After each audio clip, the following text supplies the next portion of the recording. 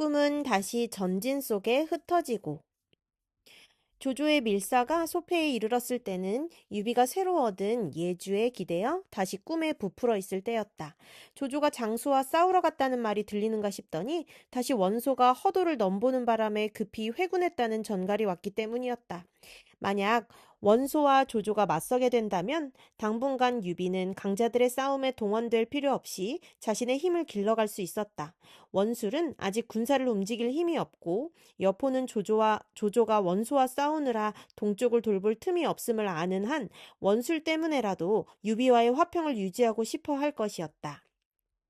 조조의 편지를 읽어본 유비는 적이 괴로웠으나 어쩔 수 없었다. 조용히 군사나 기르고 싶은 생각에도 불구하고 이미 조조가 여포를 치기로 결정하고 도움을 청해오는 터라 응하지 않을 수 없었던 것이다. 이에 유비는 근간 여포의 사정을 알림과 함께 호응을 약속하는 답서를 그 밀사편에 주어 보냈다. 이때 서주에는 이미 조조가 뿌려둔 독이 조금씩 여포를 상하게 하고 있었다. 그 독은 다름 아닌 진규와 진등 부자였다. 마음속으로는 이미 조조의 사람이 된 그들은 먼저 아첨으로 여포를 녹였다. 여럿이 모인 술자리마다 번갈아 여포를 추켜 세웠고 큰 잔치 때는 여포의 덕을 칭송하는데 부자 모두 입에 침이 마를 지경이었다. 여포 또한 그리 밝은 위인이 되지 못해 그걸 싫어하지 않았으나 진국만은 그들 부자의 하는 일이 못마땅했다. 진규 부자가 겉으로는 장군께 아첨하고 있으나 그 마음속은 헤아릴 길이 없습니다. 마땅히 그들의 농간을 미리 방비하는 것이 좋겠습니다. 어느 날 진궁은 틈을 보아 여포에게 그렇게 말했다. 하지만 이미 진규 부자의 아첨에 흠뻑 빠져있는 여포는 오히려 성을 내며 진궁을 꾸짖었다. 그대는 까닭없이 남을 모함하여 좋은 사람을 해치려 하시오. 진국은 어이가 없었다. 여포의 뒤끝이 보이는 것 같아 그 자리를 물러나며 홀로 탄식했다. 충성된 말을 받아들여지지 않으니 우리들이 반드시 앙화를 입겠구나. 그리고 여포를 버리고 가고 싶었으나 차마 그럴 수 없었다. 그동안 든 정도 정이려니와 또다시 주인을 버려 세상 사람들의 비웃음을 사고 싶지는 않았다. 그 바람에 나날을 울적하게 보내던 진궁은 어느 날 수와 몇 길을 거느리고 사냥을 나갔다. 울적함도 풀고 바람도 쏘일 겸 소패 쪽으로 나간 것인데 거기서 이상한 일을 보게 되었다. 관도 위에서 한 마리 영마가 나는 듯 그들을 앞질러 달려가는 것이었다. 얼른 보면 이상할 것도 없지만 말 위에 탄 자가 까닭없이 허둥대는 것이 문득 진궁의 의심을 일으켰다. 저자를 잡아라! 진궁은 자신도 모르게 데리고 간 수하들에게 소리쳤다. 그리고 오래잖아 붙들려온 자에게 물었다. 너는 어디서 어디로 가는 사자이냐? 그런데 이상한 것은 그 사자였다. 자기를 붙든 것이 여포의 부하인 걸 알자 갑작스레 당황하며 대답을 하지 못했다. 진궁은 졸개들을 시켜 그의 몸을 샅샅이 뒤져보도록 했다. 그러자 봉서 한 통이 나왔는데 뜻밖에도 유비로부터 조조에게로 가는 것이었다. 진궁은 그 글을 뜯어보지 않아도 내용을 짐작할 만했다. 조조고 유비고 명목상으로는 모두 여포와 한편이었다. 그런데도 그들의 사자가 여포의 사람인 자기를 그토록 두려워하며 피하려 한 데는 반드시 까닭이 있었을 것이고 또 까닭이 있다면 그것은 틀림없이 여포를 해치려는 음모이기 때문일 것이었다. 이에 진궁은 사로잡은 사자를 끌고 여포에게 돌아가 빼앗은 밀서와 함께 바쳤다. 이게 무엇이오? 그리고 저자는 누구요? 여포가 의아로운 눈길로 물었다. 유비가 조조에게로 보내는 밀서입니다. 오늘 사냥을 나갔다가 우연히 저자를 만났는데 거동이 수상쩍기로 잡아서 뒤져보니 이 글이 나왔습니다. 그제와 여포도 심상찮은 느낌이 들었던지 급히 끌려온 사자에게 물었다. 이 글이 어디서 난 것이냐? 그러자 사자가 부들부들 떨며 대답했다. 조승상께서 저를 뽑아 유예주께 글을 내리셨기로 그 글을 전하고 답서를 받아가는 길입니다. 그러나 그 안에 무엇이 쓰여져 있는지 저도 모르고 있습니다. 그 말에 여포는 피봉을 뜯고 유비가 조조에게 보내는 글을 세밀히 읽었다. 밝으신 명을 받들었으니 여포를 도모하는 일에 어찌 주야로 마음 쓰지 않을 수 있겠습니까? 다만 이 비가 군사는 보잘것없고 장수도 적어 감히 가볍게 움직이지 못했을 따름입니다. 하오나 만일 승상께서 크게 군사를 일으키신다면 비는 마땅히 그 선봉이 될 것입니다. 군사를 엄히 단속하고 싸울 채비를 다하여 오직 크신 명이 다시 이를 때까지 기다릴 따름입니다. 글의 내용은 대강 그랬다. 읽기를 마친 여포는 놀람과 분노로 소리쳤다. 저저 그 역장놈이 감히 이럴 수 있느냐! 그러고는 졸개들에게 명하여 그 사자를 목베게 한 뒤 진군과 장패를 시켜 먼저 자신을 도와 싸울 패거리부터 모으게 했다. 태산에 자리 잡고 있는 도적대의 우두머리 손관, 오돈, 윤례, 창희 등이었다. 진군과 장패가 그들을 꿰어들이자 여포는 먼저 그들로 하여금 동쪽으로 나아가 산동과 연주에 여러 군들을 빼앗게 하고 다음에는 고순과 장료에게 군사를 주어 유비를 치고 소패성을 빼앗게 했다.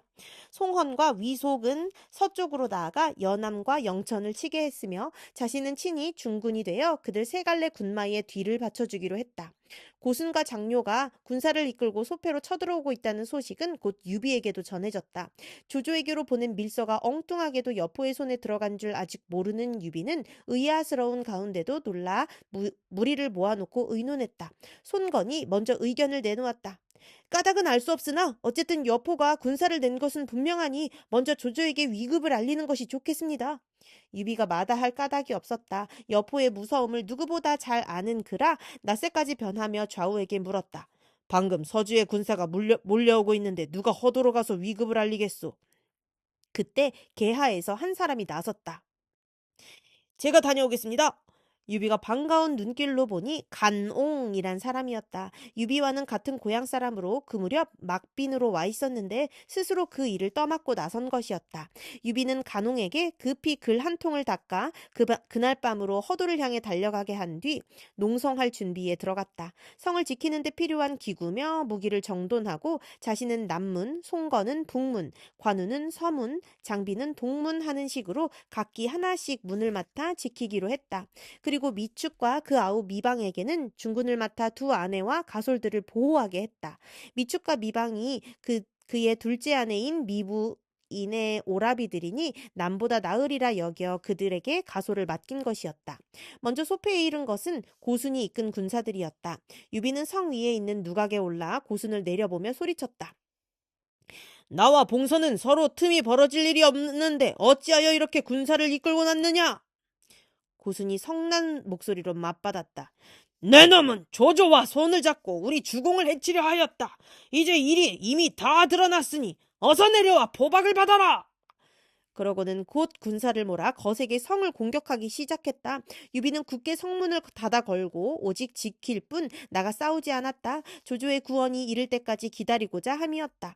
이튿날 장료가 이끈 군사들도 소패에 이르렀다. 장료는 고순이 공격하고 있는 남문을 버려두고 서문 쪽으로 달려들었다. 성 위에서 내려보던 관우가 점잖게 물었다.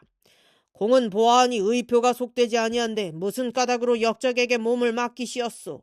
그 말에 장료는 문득 머리를 수그리며 대답을 못했다. 관우도 그가 비록 여포 아래 있어도 충의가 남아있는 사람임을 알아보고 더는 나쁜 말로 장료의 심사를 건드리지 않았다. 역시 유비처럼 굳게 성문을 닫아 걸고 안에서 지키기만 할 뿐이었다. 관우가 싸움을 받아주지 않자 장료는 다시 동문으로 군사를 옮겼다. 동문을 지키고 있던 장비가 얼른 군사를 이끌고 나가 싸우려 했다. 한동안 싸움이 없어 몸이 근질거리던 장비이고 보면 당연한 일이기도 했다. 그 말을 들은 관우가 급히 동문으로 달려가 보니 장비가 막 성문을 열고 뛰쳐나가고 있었다. 그러나 장료는 이번에도 별로 싸울 생각이 없는지 한 번 공격하는 채만 한 뒤 다시 군사를 물리는 중이었다. 그걸 뒤쫓으려는 장비를 관우가 급히 성 안으로 불러들였다. 저놈이 내가 겁이 나서 달아나는데 왜 뒤쫓지 말라고 하시오? 장비가 돌아와 말리는 관우에게 불퉁거렸다. 관우가 조용히 타일렀다. 저 사람의 무예는 결코 너보다 아래가 아니다. 만약 다만 내가 한 바른 말을 듣고 스스로 부끄러운 마음이 일어 우리들과 싸우려 들지 않을 뿐이다. 그런 사람을 구태여 핍박해서는 아니 된다. 그 말을 듣자 장비도 깨달아지는 게 있는지 사졸들을 나가지 못하게 하고 굳게 성문만 지키게 했다. 그리고 자신도 다시는 더 나가 싸우려 들지 않았다. 한편 유비의 위급을 알리기 위해 몸을 빼쳐 허도로 간 간웅은 조조를 만났다. 여포가 군사를 일으킨 일을 말하고 구원을 청하자 조조는 곧 그 일을 의논하기 위해 모사들을 불러들였다. 나는 이 기회에 여포를 치고 싶소. 그런데 이번에 원소는 달래놓았으나 다만 두려운 것은 형주의 유표와 남양의 장수가 우리 뒤를 노리는 일이오. 여러분의 의견은 어떠시오? 그 말에 순유가 일어나 답했다. 장수와 유표는 이번에 다시 졌으니 감히 가볍게 움직이지 못할 것입니다. 하지만 여포는 효용이 빼어난 데다 다시 원술과 연결되어 회수와 사수 일대를 날뛰게 되면 그때는 정말로 쳐 없애기 어려울 것입니다. 이번에 여포를 쳐 아예 그 뿌리를 뽑아버리는 게 좋을 듯 싶습니다. 곽가도 순유를 지지하고 나섰다. 이제 승상께 거역하기 시작하는 때는 지금입니다. 오래되어 백성의 무리가 따르기 전에 여포를 쳐야 합니다.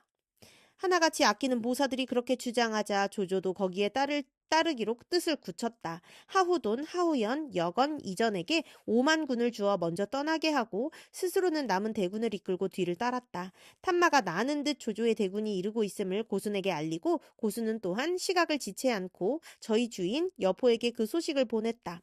여포는 조조의 그 같은 신속한 출병에 은근히 놀라면서 후성, 학맹, 조성, 셋을 불러 영을 내렸다.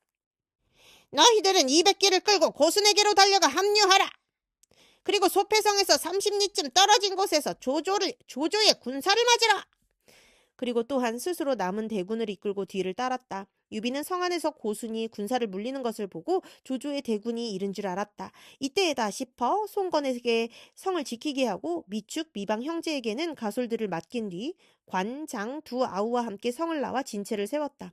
조조의 군사들과 호응하기 위함이었다. 한편 조조군의 선봉이 되어 군사를 이끌고 내려오던 하후돈은 곧 고순의 군사와 마주쳤다. 맹장으로 이름난 하후돈이 고순 따위를 겁낼 리 없었다. 한마디 수작을 붙여보지도 않고 대뜸 창을 끼고 나가 싸움을 도두었다. 고순 또한 장수된 체면이 있는지라 걸어오는 싸움을 피하지 못했다. 역시 자랑하는 대도를 휘두르며 마주쳐 나오니 곧 한바탕 싸움이 어우러졌다. 하지만 아무래도 고순의 무의에는 하후돈을 당해내기에는 모자랐다. 40-50합에 이르자 손발이 어지러워지더니 말머리를 돌려 저희 진 쪽으로 달아났다. 하후돈은 그런 고순을 곱게 놓아보내려 들지 않았다. 역시 박차를 가해 고순을 뒤쫓는데 홀연 화살 한 개가 날아와 왼쪽 눈에 박혔다. 그 화살은 여포의 장수 조성이 쏘아보낸 것이었다. 저희 대장 고순이 쫓기는 걸 보고 몰래 활에 살을 먹여 날렸는데 공교롭게도 하후돈의 왼눈을 맞히고 말았다. 고순을 쫓는데 정신이 팔려 방심하던 하후돈은 왼눈에 화살이 박히자 한 소리 아픔과 분노의 고함을 지르더니 그래도 손을 들어 화살을 뽑았다. 그러자 뜻밖에도 화살 촉에 박혀있던 눈알까지 한 번에 뽑혀 나왔다. 남은 눈으로 그걸 본 하후돈은 다시 한 소리 크게 외쳤다. 이 눈알은 내 아버지의 정과 어머니의 피가 어우러져 만들어진 것. 내 어찌 버릴 수 있으랴.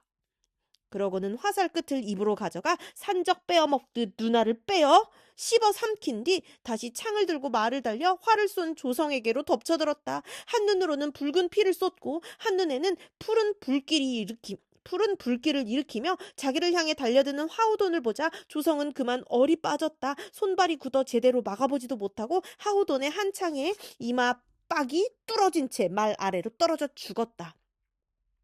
그 광경을 본 양편의 군사들은 모두 하후돈의 그 엄청난 참을성에 혀를 내둘렀다. 그러나 그도 역시 사람이었다. 조성을 죽여 분풀이는 했으나 심한 아픔과 함께 왼눈으로부터 샘솟듯 피가 흐르고 갑작스레 외눈이 되어 싸움에도 어려움이 있어 되돌아온 고순과 싸울 수가 없었다. 급히 말머리를 돌려 자신의 진체로 달아나니 승세를 탄 고순은 총 공격을 명해 조조의 군사는 첫 싸움에서 크게 지고 말았다.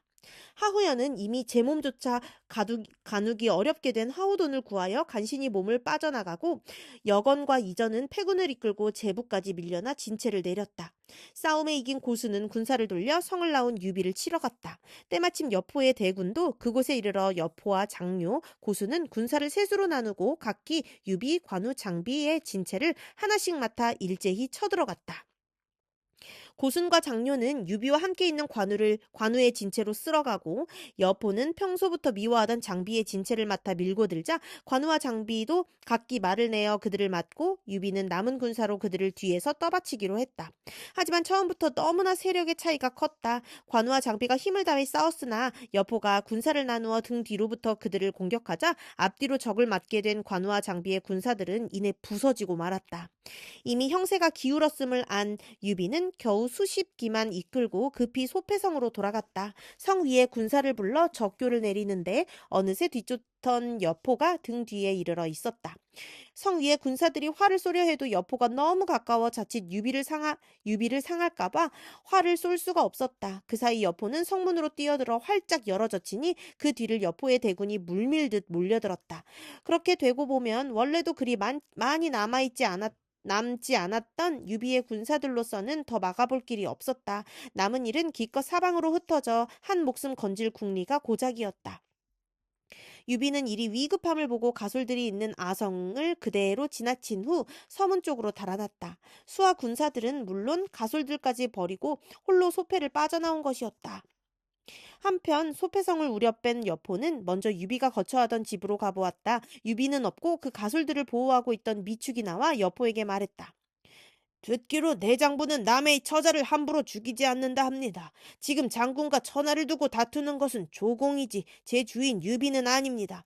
오히려 제 주인께서는 지난날 원문에서 화극의 가지를 쏘아 맞춰 원술로부터 구해주신 은혜를 언제나 잊지 않고 계셨습니다. 이번 일은 조공께 의탁하다 보니 어쩔 수 없이 저질러진 것일 뿐입니다. 장군께서는 부디 가련하게 여겨주십시오. 간곡하면서도 비굴하지 않은 어조였다. 여포도 마음이 움직이는지 온화하게 대답했다. 현덕과 나는 오래 사귀어 온 사이다. 비록 지금은 창칼을 맞대게 되었으나 그 처자까지 죽일 리야 있겠느냐. 그러고는 미축에게 영을 내려 유비의 가솔들을 거느리고 서주로 옮겨 안심하고 지낼 수 있게 했다. 소패성이 안돈되자 여포는 고순과 장료를 남겨 그곳을 지키게 하고 자신은 대군을 이끌고 산동과 연주의 경계까지 나아갔다. 조조의 대군을 맞아 자웅을 결하기 위함이었다. 이때 유비 쪽의 형편은 말이 아니었다. 소패를 지키기로 했던 손건은 간신히 목숨만을 건져 성을 빠져나가고 관우와 장비도 겨우 수백의 군사만 건져 각기 산중으로 흩어졌다. 그곳에 숨어 여포의 대군을 피하면서 유비의 거처를 수소문할 작정이었다. 유비는 더욱 한심했다. 같은 날 같은 시에 죽기로 한 두 아우는 물론 가솔들마저 적군 사이에 버려두고 홀로 말 한 필의 의지에 경황 없이 달아날 뿐이었다. 그렇게 한참을 달리는데 호련 말발굽 소리가 들리며 누군가 뒤쫓아오는 사람이 있었다. 유비가 돌아보니 다름 아닌 손건이었다. 역시 말 한 필의 의지에 소패를 빠져나오다가 앞서가는 유비를 보고 따라오는 길이었다. 나는 지금 사랑하는 두 아우가 죽었는지 살았는지조차 모르고 가솔들도 모두 잃어버렸네. 이제 어찌하면 좋겠는가?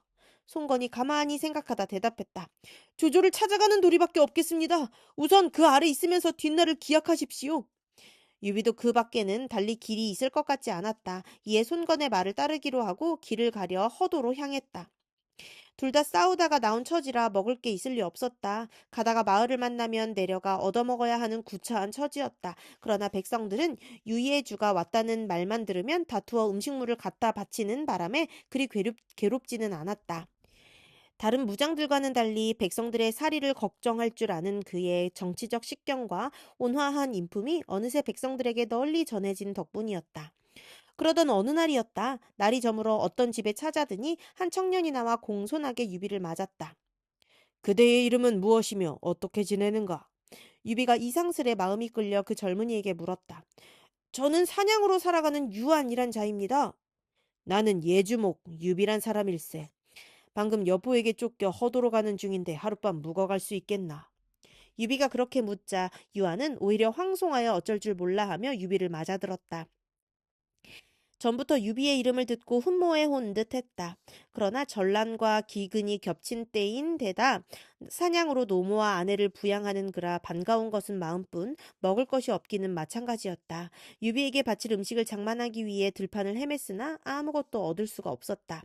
그러자 유아는 그의 젊은 아내를 죽여 그 고기를 삶아 유비에게 올렸다. 유비가 그때 아닌 성찬에 놀라 물었다. 이게 무슨 고기인가? 이리고기올시다. 유한이 태연히 대답했다. 아무것도 모르는 유비는 그 말에 별 의심 없이 내온 고기를 배불리 먹고 잠자리에 들었다. 그런데 이튿날 새벽이었다. 다시 길을 떠나려고 말을 매든 후원으로 가는데 부엌에 한 젊은 부인네가 죽어 있었다. 유비가 놀라 그 시체를 살피니 허벅지며 엉덩이께에 살이 도련해진 게 보였다. 이게 누군가? 어떻게 된 일인가? 마침 뒤따라온 유한을 보고 유비가 물었다. 유한은 몇 번이나 재촉을 받은 뒤에야 침울하게 대답했다. 제 아내의 올시다. 실은 유예주께서 제 집에 이르신데 감격해 힘써 공양하고자 했으나 제 집에 올릴 만한 음식이 없었습니다. 그래서 할 수 없이 아내를 죽여 그 고기를 삶아 올린 것입니다. 귀한 분을 속인 죄를 용서해 주십시오. 그리고 비로소 굵은 눈물을 흘렸다. 유비도 그 갸륵한 정성에 감격해 절로 눈물이 나왔다. 그걸 보고 유한이 다시 말했다. 원래 저는 이 길로 사군을 따라가려 했으나 노모가 아직 살아계시니 차마 뒤따를 수 없었습니다. 바닷가에 모래알같이 많은 날이네. 뒷날 때가 되면 나를 찾아오게. 다행히 지금의 곤궁을 벗어난다면 반드시 자네의 정성에 보답하겠네. 유비는 그렇게 다짐하고 그곳을 떠났다. 보통 아내를 삶아 바친 유한의 일은 옛사람의 과장이거나 속임수로 이해된다. 다시 말해 대수롭지 않은 음식물을 유비에게 바친 걸 극도로 미화한 것이거나 아니면 원래 미워하던 아내를 유비 핑계로 살해한 것이라고 추측되고 있다. 하지만 다시 한번 생각해보면 과장이나 속임수가 아니라도 그런 일은 얼마든지 가능하며 지금에조차도 행해지고 있다고 볼 수 있다. 사람이 대의를 위해 희생하는 것은 그것이 자신이 아끼는 것일수록 더 귀하게 여겨진다. 그런데 그 시절의 대의는 그것이 충의 일종이건 아니면 단순히 어떤 위대한 인간에 대한 흠모이건 어쨌든 한 사람을 섬기면 그를 위해 모든 걸 바치는 것이었다. 거기다가 아내란 가축이나 소유물처럼 여겨지고 또 식인의 예조차 그리 희귀하지 않았던 전란의 시대였던 만큼 그런 일이 반드시 없었던 것이라 단언할 수는 없다. 어떻게 보면 오늘날에도 비슷한 일이 벌어지고 있는지 모른다. 대의의 내용은 달라졌지만 자기가 옳다고 믿는 것을 위해서 아내나 자식들을 죽음보다 고통스런 처지에 빠뜨리는 일이 얼마나 많은가. 가까운 예를 들어 자유 또는 평등의 대의에 몸바친 사람의 경우에도 적의 손에 떨어진 그의 처자가 겪어야 할 고통은 종종 순간적인 죽음 뒤에 그 시체의 허벅지 살 몇 근이 도려진 유한의 아내에 비해 크게 뒤지지 않는다. 하지만 유비로서는 그 일이 커다란 감격이 아닐 수 없었다. 유안과 작별하고 한동안을 그 감격에 빠져있던 유비는 양성에 이르러서야 비로소 제정신이 들었다. 갑자기 저만치서 먼지가 자욱이 일며 한때의 군마가 달려오고 있었기 때문이었다. 알아보니 다행히도 그것은 바로 조조편의 군마들이었다. 거기다가 조조 자신도 그 속에 있다는 걸 듣자 유비는 송건과 함께 곧장 조조가 있는 중군기 아래로 말을 몰았다. 조조를 만난 유비는 패성 잃은 일과 아울러 두 아우와 가솔들까지 생사를 모르게 된 걸 말하며 눈물을 흘렸다. 듣고 있던 조조 또한 눈물을 머금었다. 그리고 다시 유한이 아내를 죽여 그 고기로 유비를 공양한 얘기를 듣자 감격하여 손건에게 금 100냥을 내리고 유한에게 전하게 했다. 그런 다음 조조는 유비를 중군에 머물게 한 채 군사를 재촉하여 여포를 찾아 나아갔다. 대군이 제북에 이르렀을 때 다시 하후연이 군사 약관과 함께 조조를 맞았다. 왼쪽 눈을 잃은 하후도는 아직 몸을 움직이지 못해 자리에 누워 있었다. 하후연으로부터 첫 싸움의 경과를 자세히 들은 조조는 몸소 하후돈이 누운 곳으로 가서 그를 위로한 뒤 먼저 허도로 돌아가 몸조리를 하도록 했다. 그리고 하후시 형제가 거느렸던 군사를 거두어들인 뒤 탄마를 놓아 여포가 있는 곳을 알아보게 했다. 여포와 진궁, 장패 등은 태산의 도적대들과 연결하여 함께 연주의 여러 군들을 공격하고 있습니다. 오래전에 탄마가 그 같은 전가를 가지고 왔다. 조조는 즉시 명을 내려 조인으로 하여금 3천 군마를 이끌고 패성을 치게 하고 자신은 유비와 함께 여포와 싸우러 갔다. 조조의 대군이 미처 산동에도 이르기 전이었다. 소관 가까운 길을 지나는데 태산의 도적대인 손관, 오돈의 무리가 3만여의 세력으로 길을 막았다. 허전은 어디 있는가? 어서 나가 저 좀도둑들의 머리를 베어오라! 조조가 그렇게 소리치자 허전은 평소에 자랑하는 큰 칼을 휘두르며 말을 달려나아갔다. 허저의 용맹을 들은 적이 있었던지 도적대의 우두머리인 네 장수가 한꺼번에 나와 허저를 쳤다. 그러나 허저가 죽기로 힘을 다해 싸우니 넷이 오히려 당해내지 못했다. 적장 넷이 허저 하나를 당해내지 못해 뿔뿔이 쫓겨가는 꼴을 보자 조조는 대군을 휘몰아 적을 쳤다. 대장이 쫓겨 기세가 꺾인 도적대들은 변변히 대항조차 해보지 못하고 달아나기 시작했다. 이에 조조는 소관까지 쫓으며 마음껏 적을 죽였다. 그 무렵 여포는 이미 서주로 돌아와 있었다. 조조의 대군이 소패로 향한다는 말을 듣고 진등과 함께 소패를 구원하러 떠날 참이었다. 아직도 그들 부자를 철석같이 믿고 있는 여포라 서주성을 지키는 일은 진규에게 맡긴 채였다. 여포의 군사들이 서주를 떠날 무렵 진규가 그 아들 진등을 불러 말했다. 지난날 조공께서는 너에게 동쪽의 일을 모두 맡긴다 하셨다. 그런데 이번에 나가면 여포는 반드시 조공에게 지고 말 것이다. 너는 서둘러 일을 꾀하라. 그러자 진등이 조용히 대답했다. 밖의 일은 제가 알아서 처리하겠습니다. 다만 여포가 져서 돌아올 때의 일이 어려우니 그때 아버님께서는 미축의 무리에게 청하여 성문을 닫아 걸고 여포를 받아들이지 마십시오. 그렇게만 되면 조공께서 이 서주성을 빼앗는 수고로움을 덜어드릴 수 있고 여포를 오직 합의 하나 여포를 오직 합의 하나를 의지해야 하는 궁박한 처지로 몰아넣을 수 있습니다. 그렇지만 여포 곁에는 네가 있으니 내가 만약 이 서주성을 조공께 바쳐버린다면 여포는 반드시 너를 죽이려 할 것이다. 그 일은 어떻게 할 작정이냐? 진규가 걱정스러운 얼굴로 아들을 보며 물었다. 진등이 가볍게 웃으며 대답했다. 그 일은 너무 걱정하지 마십시오. 제게는 그때쯤 여포로부터 몸을 빼낼 계책이 따로 서 있습니다. 거기다가 이 서주성에는 여포의 처자가 있다. 여포는 반드시 많은 신복을 남겨 지키게 할 것인데 어떻게 밑죽과 나의 힘만으로 이 성을 손에 넣을 수 있겠느냐. 진규는 아무래도 못 믿어온 모양이었다. 그러나 진등은 가벼운 웃음으로 아버지를 안심시켰다. 그 또한 제게 생각해둔 계책이 있습니다. 잠시 후면 여포는 처자와 함께 신복들을 한박 이 성에서 빼내 하비성으로 옮기게 될 것입니다. 그러고는 그 길로 여포를 찾아가 말했다. 서주는 지형이 사면으로 적을 받아들일 수 있는 곳인데다가 주공의 근거지라 조조는 또 반드시 힘을 다해 공격할 것입니다. 우리는 마땅히 싸움이 이룹지 못해 이곳으로 되돌아오게 될 경우를 미리 생각해 두어야 합니다. 이곳에 곡식과 돈을 하비성으로 옮겨두면 이 서주가 포위를 당하게 되어도 그곳에 양식이 있으므로 구해낼 수 있을 것입니다. 주공께서는 일찍 계책을 세워두십시오. 여포가 들어보니 그럴듯한 말이었다. 털끝만큼도 의심하기는커녕 제 발로 진등이 쳐놓은 그물 속으로 걸어 들어갔다. 원룡의 말이 옳다. 곡식과 돈뿐만 아니라 가솔까지도 그것으로 옮김이 마땅하리라. 그리고 신복인 송헌과 위속을 시켜 처자와 전량을 보호해 합의성으로 옮기게 했다. 사랑하는 처자와 귀한 전량을 지키는 일이니 송헌과 위속 외에도 많은 신복들과 오래된 군사들을 합의성으로 딸려 보낸 것은 말할 나위도 없었다.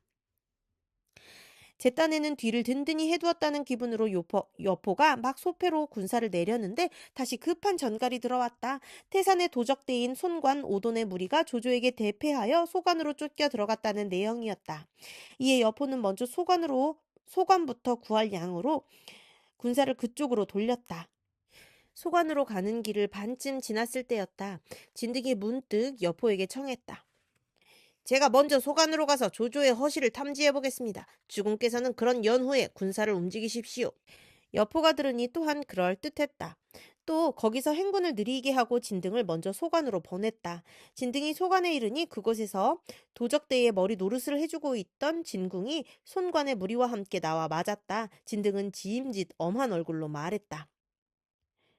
오누께서는 여러분께서 나아가 싸우기를 꺼리는 걸 심히 괴이쩍게 여기고 있소이다. 이곳에 이르시면 반드시 꾸짖음과 벌이 있을 것이오. 그 말에 진궁이 난처한 듯 대답했다. 지금 조조가 이끄는 군사의 세력이 커서 함부로 가볍게 맞설 수 없소. 그래서 우리들은 험한 관의 의지에 굳게 지키고 있는 것이오. 돌아가거든 주공께 권하시오. 먼저 패성을 지키는 것이 상책이 될 것이라고. 이곳은 구태여 나가 싸우지 않더라도 조조는 스스로 물러갈 것이오. 그 말을 들은 진등은 뜨끔했다. 정말로 여포가 진궁의 말대로만 한다면 많은 군사를 이끌고 먼 길을 온 조조는 먹을 것이 없어서라도 돌아가지 않을 수 없기 때문이다. 따라서 진등은 건성으로 대답하고 소관에서 하룻밤을 머물렀다. 그날 밤 날이 저문 뒤였다. 진등이 관 위에서 보니 조조의 군사들이 관 아래까지 몰려와 공격을 했다. 진등은 좋은 기회라 생각하고 편지를 매단 화살을 3통이나 조조의 군사들 쪽으로 쏘아보냈다. 관 위에 불빛이 비치거든 일제히 공격하라는 내용이 쓰인 편지였는데 어둠 속이라 아무도 진등이 그러는 것을 알아보지 못했다. 진등은 이튿날 태연한 얼굴로 진군과 작별하고 여포에게로 돌아갔다. 그러나 그가 여포에게 한 말은 진궁의 당부와는 전혀 딴판이었다. 송관등, 도적의 무리는 모두 마음이 변해 조조에게 관을 바칠 궁리나 하고 있습니다. 제가 진궁에게 그들을 잘 지켜보라 해두고 왔으니 장군께서 저물 무렵 일시에 관을 들이치시어 안에 있는 진궁 등과 구응하십시오. 콩을 팥이라 해도 고지 들을 만큼 진등을 믿고 있는 여포는 이번에도 의심은커녕 칭찬부터 했다.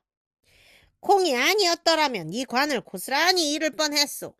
그리고 계책을 쓴답시고 진등에게 일렀다.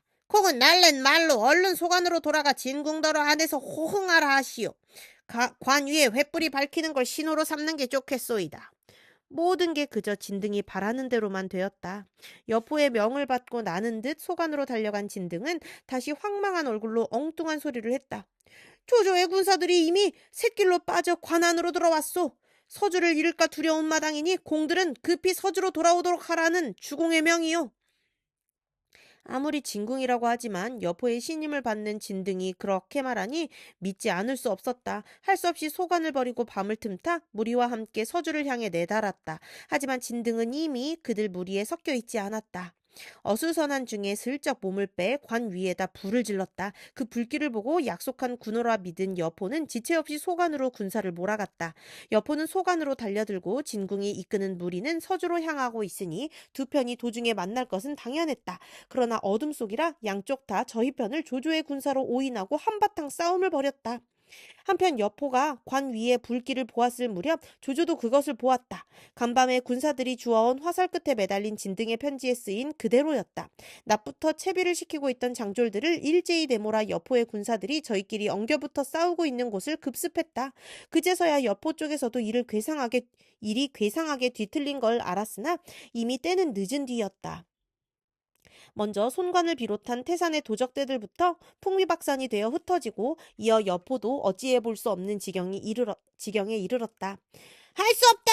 서주로 돌아가자! 여포는 그렇게 말하며 난군 가운데서도 용케 다시 만난 진군과 함께 서주로 향했다. 그런데 이게 웬일인가? 간신히 서주성 아래 이르러 성문을 열라고 외치자 난데없이 성 위에서 비오듯 화살이 쏟아졌다. 이놈들아! 정신이 빠졌느냐? 너희 주인 여포가 왔다! 여포가 분통이 터져 그렇게 소리쳤다. 그 말에 화살비가 거치며 성벽 위에 한 사람이 나타나 큰 소리로 여포를 꾸짖었다. 니놈이 어찌하여 서주의 주인일 수 있겠느냐? 원래 서주는 우리 주인의 것이었는데 니놈이 빼앗았으니 이제 마땅히 우리 주인에게 돌려주려 한다. 2번 다시 이 성에 들 생각을 말아라. 여포가 성난 눈을 부릅떠보니 그는 다름 아닌 미축이었다. 하지만 여포는 아무래도 어찌해서 일이 그렇게 되었는지 알 길이 없었다. 한동안 망연히 성 위를 바라보다 다시 노한 목소리로 미축에게 물었다. 내가 떠날 때 이 성을 맡긴 것은 진규였다. 진규는 어디 있느냐? 이미 내가 죽였다. 미축이 그렇게 거짓으로 대답했다. 혹시라도 진등이 여포의 곁을 빠져나오지 못했을 경우에 대비해서였다. 그렇지만 여포도 드디어 이상한 느낌이 든 모양이었다. 문득 진궁을 돌아보며 물었다. 진등은 어디 있어? 그 말에 진궁이 한심한 듯 반문했다. 장군께서는 아직도 미혹에서 깨어나지 못하셨습니까? 이 모든 일이 그 간사한 도적이 꾸민 것인데 어찌 여기 남아있겠습니까? 아니다. 어딘가 군사들 틈에 섞여 있을 것이다. 어서 그를 찾아보아라. 진궁의 말을 들은 채도 않고 여포는 다시 군사들에게 영을 내려 진등을 찾아보게 했다. 이미 소관에서부터 몸을 빼친 진등이 거기 있을 리 만무였다. 그제야 처음부터 끝까지 철저하게 진등에게 속은 것을 안 여포는 부두득 이를 갈았다. 차라리 소패성으로 가 거기 의지에 조조를 막는 편이 낫겠습니다. 진궁이 펄펄 뛰는 여포를 달랜 뒤 그렇게 권했다. 분통은 터지지만 여포도 달리 갈 길이 없다 여겨 진궁의 말을 따르기로 했다. 그런데 일은 거기서 그치지 않았다. 소패에 이르는 길을 반쯤 갔을 무렵 여포는 맞은편에서 달려오는 한대의 군마와 마주쳤다. 소패를 지키고 있을 줄 알았던 고순과 장료가 앞장선 군사들이었다. 소패는 어떻게 하고 이렇게 나왔느냐? 여포가 묻자 둘은 오히려 어리둥절한 눈으로 여포를 보며 입을 모아 말했다. 주공께서는 어떻게 위급을 벗어나셨습니까? 멋이라고? 위급이라니 무슨 위급이란 말이냐? 여포가 한층 소리를 높여 다시 물었다. 진등이 달려와 말하기를 주공께서 적의 포위를 당해 몹시 위태롭다 했습니다. 그리고 아울러 주공의 명을 전하기를 소패를 버려두고 어서 빨리 달려와 구해달라고 했습니다. 실로 어이없는 일이었다. 화가 꼭 뒤까지 솟은 여포가 할 말을 잇고 있는 사이 진궁이 다시 말했다. 이 또한 진등 그 간사한 도적놈의 계책입니다. 내 이 도적놈을 반드시 잡아 죽이고야 말겠다. 여포가 분노를 넘어 한 맺힌 어조로 소리쳤다. 그리고 급히 말을 몰아 소패로 앞장서 달려갔다. 짐작대로 성 위에는 이미 조조의 깃발이 높이 걸려 있었다. 원래 진등이 쏘아보낸 그를 통해 고순과 장료가 성을 비울 것을 안 조조는 미리 조인을 부근에 숨겨두었다가 성이 비기 무섭게 뺏어버린 것이었다.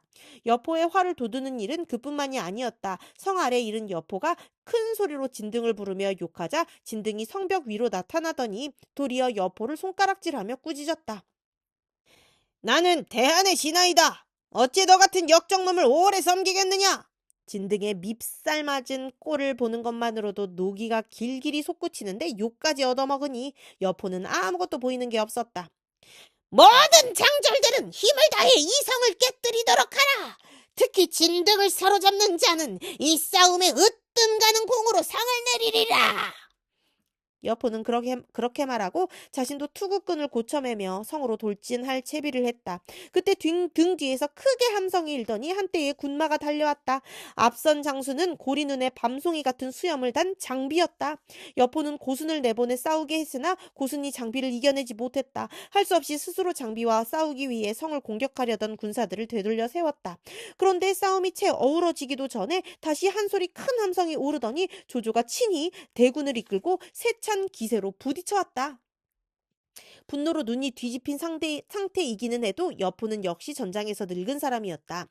성 안에 있는 군사들까지 몰려 나오는 날이면 자기의 군사들은 고스란히 도간에 든 쥐꼬리 날 것임을 얼른 깨우쳤다.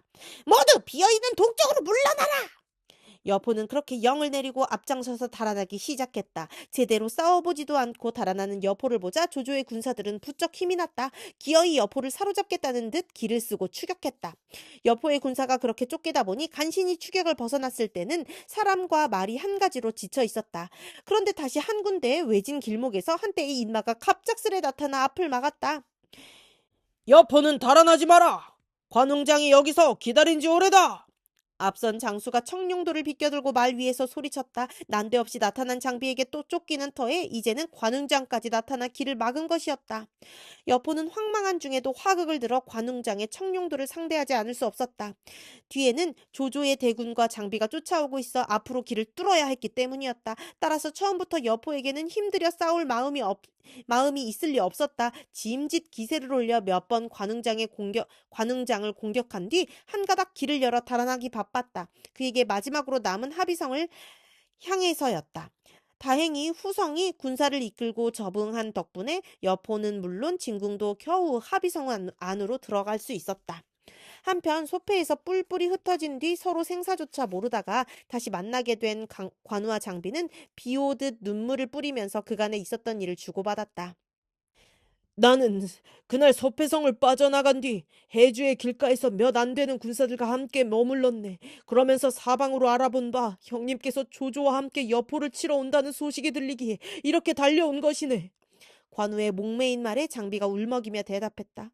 저는 망탕산에 들어가 때를 기다리고 있었습니다. 다행히 오늘 다시 형님을 만나게 되고 다시 큰 형님께서도 무사하시다는 걸 알게 되었으니 기다린 게 헛되지 않았군요. 하늘이 우리 삼형제를 버리지 않으신 모양이네. 자, 여기서 지체할 게 아니라 어서 현덕 형님을 뵈러 가세. 관우가 장비의 등을 두드리며 그렇게 말하고 앞장서자 장비도 군사를 이끌고 유비가 있는 조조의 본진으로 향했다. 생사를 모르는 채 헤어졌던 삼형제가 다시 만나게 되었으니 그 기쁨이야 오죽했겠는가. 땅에 엎드려 울며 절하는 두 아우의 손을 잡아 일으키며 유비 또한 눈물을 감추지 못했다. 이제 함께 조장군을 뵈러 가세. 이윽고 유비가 그렇게 말하며 둘을 데리고 조조를 만나러 갔다. 조조도 둘을 반가이 맞고 유비와 함께 자신을 따르도록 했다. 유비와 관장 삼형제가 조조를 따라 서주성으로 들어가니 이번에는 미축이 다시 눈물로 맞았다. 그러나 미축을 통해 가솔들이 모두 무사한 걸 알자 유비의 기쁨은 컸다. 근거가 되는 성을 빼앗기고도 두 아우는 물론 처자와 노소까지 아무 탈 없이 다시 만날 수 있는 것은 하늘의 보살핌이라 여겼다. 그러나 누구보다 기쁨이 큰 것은 조조였다. 두려워했던 손실을 입지 않고 소패와 서주를 빼앗았을 뿐만 아니라 여포를 합의성에 가두어 놓을 수 있게 된 까닭이었다. 조조는 그 같은 성과를 얻게 되는데 가장 큰 공을 세운 진규와 진등 부자가 찾아들자 크게 잔치를 벌였다.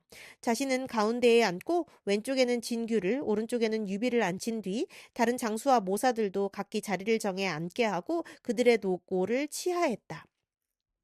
그런 다음 진규 부자의 공을 기려 10개 현에 녹을 내리고 진등은 벼슬을 높여 복파 장군으로 삼았다. 그 잔치가 파한 뒤 유관장 삼형제는 따로 모여 다시 그간에 쌓인 회포를 풀며 밤새워 술을 마셨다. 형님, 이 얼마나 다행한 일입니까? 우리 삼형제가 다시 만난 데다가 두 분 형수님과 집안의 노소까지 무사하니 실로 하늘이 돌보신 것임에 틀림없습니다. 장비의 그 같은 말에 유비도 환한 얼굴로 받았다. 나도 그렇게 생각하네. 처음 말 한 필의 의지에 소패를 빠져나올 때만 해도 나는 일이 모두 그런 줄 알았네. 하지만 사람의 욕심이 원래 그러한지 두 아우와 가솔들이 모두 무사한 걸 알자 유비의 가슴에는 차츰 어둠이 일기 시작했다.